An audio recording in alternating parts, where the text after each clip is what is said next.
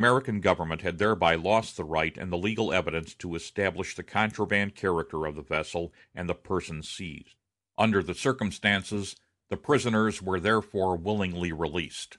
Excited American feeling was grievously disappointed at the result, but American good sense readily accommodated itself both to the correctness of the law expounded by the Secretary of State and to the public policy that averted a great international danger, particularly as this decision forced Great Britain to depart from her own and to adopt the American traditions respecting this class of neutral rights. It has already been told how Captain George B. McClellan was suddenly raised in rank at the very outset of the war, first to a major generalship in the 3 months militia, then to the command of the military department of the Ohio, from that to a major generalship in the regular army, and after his successful campaign in West Virginia was called to Washington and placed in command of the Division of the Potomac, which comprised all the troops in and around Washington on both sides of the river. Called thus to the capital of the nation to guard it against the results of the disastrous Battle of Bull Run, and to organize a new army for extended offensive operations, the surrounding conditions naturally suggested to him that in all likelihood he would play a conspicuous part in the great drama of the Civil War. His ambition rose eagerly to the prospect. On the day on which he assumed command, July 27, he wrote to his wife, "I find myself in a new and strange position here. President, Cabinet, General Scott, and all deferring to me. By some strange operation of magic, I seem to have become the power of the land." And 3 days later, "They give me my way in everything, full swing and unbounded confidence. Who would have thought when we were married that I should so soon be called upon to save my country?" And still a few days afterward, "I shall carry this thing on guard, and crush the rebels in one campaign." From the giddy elevation to which such an imaginary achievement raised his dreams, there was but one higher step, and his colossal egotism immediately mounted to occupy it. On August 9, just 2 weeks after his arrival in Washington, he wrote, "I would cheerfully take the dictatorship and agree to lay down my life when the country is saved," while in the same letter he adds, with the most naive unconsciousness of his hallucination, "I am not spoiled by my unexpected new position." Coming to the national capital in the hour of deepest public depression over the Bull Run defeat, McClellan was welcomed by the President, the Cabinet, and General Scott with sincere friendship, by Congress with a hopeful eagerness, by the people with enthusiasm, and by Washington society with adulation. Externally he seemed to justify such a greeting. He was young, handsome, accomplished, genial, and winning in conversation and manner. He at once manifested great industry and quick decision, and speedily exhibited a degree of ability in army organization which was not equaled by any officer during the Civil War. Under his eye the stream of the new 3 years' regiments pouring into the city went to their camps, fell into brigades and divisions, and were supplied with equipments, horses, and batteries, and underwent the routine of drill, tactics, and reviews, which, without the least apparent noise or friction, in 3 months made the Army of the Potomac a perfect fighting machine of over 150,000 men and more than 200 guns. Recognizing his ability in this work, the government had indeed given him its full confidence and permitted him to exercise almost unbounded authority, which he fully utilized in favoring his personal friends and drawing to himself the best resources of the whole country in arms, supplies, and officers of education and experience. For a while, his outward demeanor indicated respect and gratitude for the promotion and liberal favors bestowed upon him. But his phenomenal rise was fatal to his usefulness.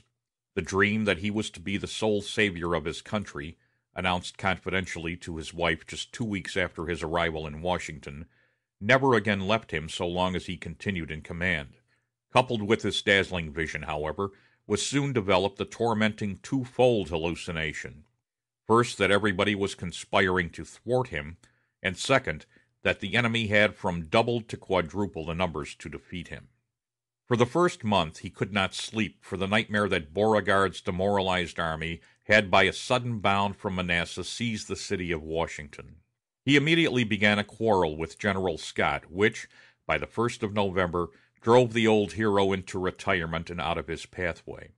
The cabinet members who, wittingly or unwittingly, had encouraged him in this, he some weeks later stigmatized as a set of geese.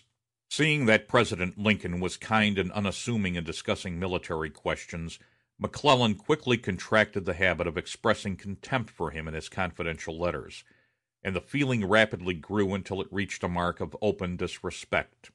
The same trait manifested itself in his making exclusive confidence of only 2 or 3 of his subordinate generals, and ignoring the counsel of all the others. And when, later on, Congress appointed a standing committee of leading senators and representatives to examine into the conduct of the war, he placed himself in a similar attitude respecting their inquiry and advice. McClellan's activity and judgment as an army organizer naturally created great hopes that he would be equally efficient as a commander in the field.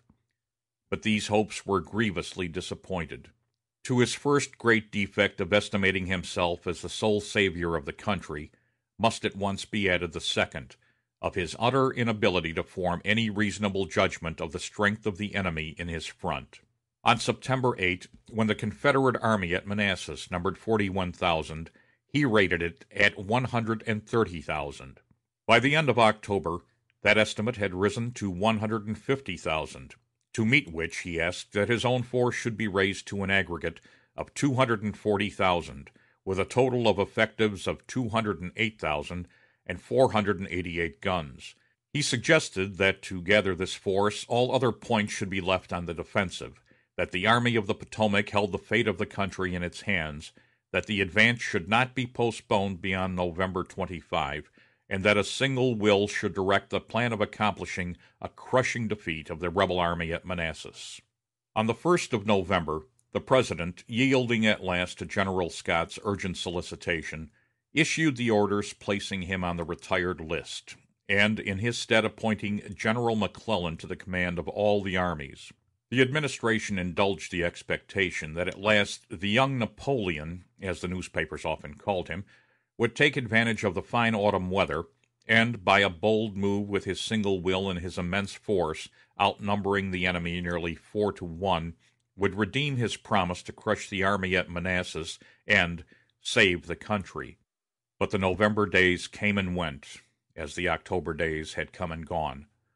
McClellan and his brilliant staff galloped unceasingly from camp to camp, and review followed review, while autumn imperceptibly gave place to the cold and storms of winter, and still there was no sign of forward movement. Under his own growing impatience, as well as that of the public, the President, about the 1st of December, inquired pointedly in a memorandum suggesting a plan of campaign, how long would it require to actually get in motion.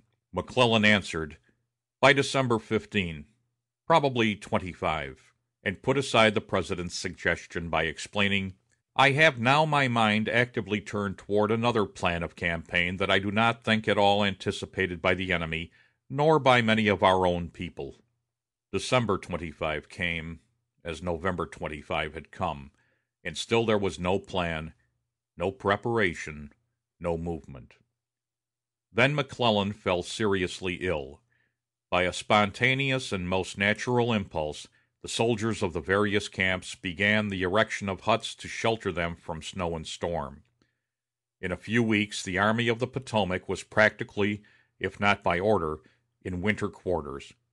And day after day the monotonous telegraphic phrase, "All quiet on the Potomac," was read from the Northern newspapers in Northern homes, until by mere iteration it degenerated from an expression of deep disappointment to a note of sarcastic criticism.